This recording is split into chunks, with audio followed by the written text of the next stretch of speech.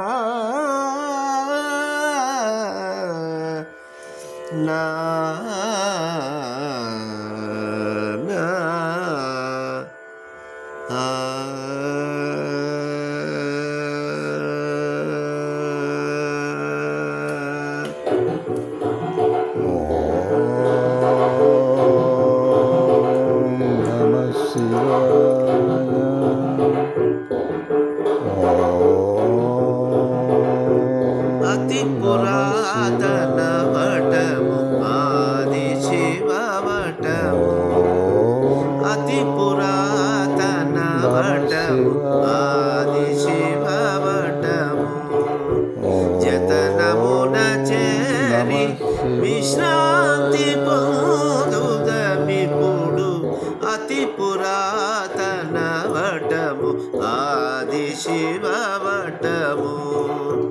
జతనమున చేరి విశ్రాంతి పొందుదమిప్పుడు అతి పురాతన వటము ఆది శివవటము అతి పురాతన వటము ఆది శివవటము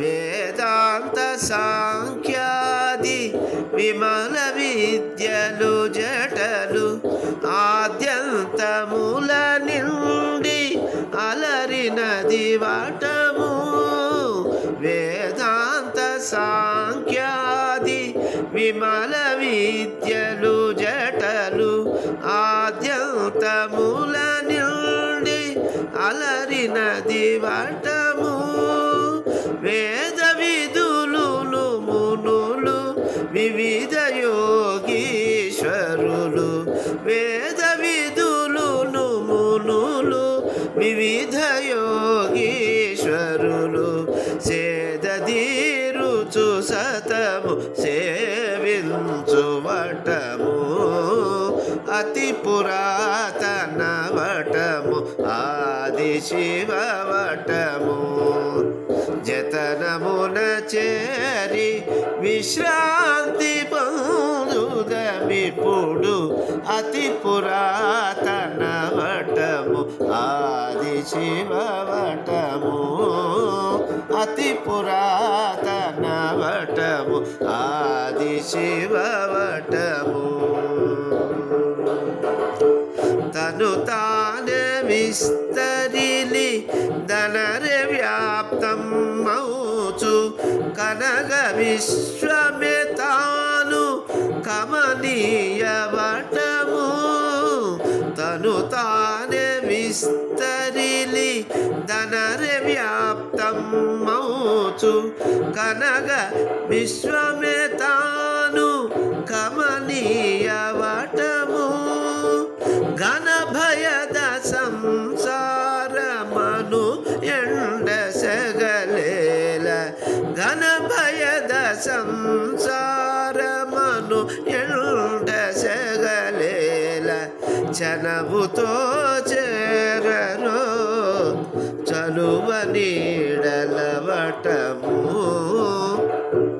అతి పురాతన వటము ఆది శివ వటము అతి పురాతన వటము ఆది శివ వటము జతనమున చేరి విశ్రాంతి పొందుదమిప్పుడు అతి పురాతన వటము అతి పురాతన వటము అతి పురాతన వటము ఆది శివ వటము అతి పురాతన వటము అతి పురాతన వటము ఆది శివ వటము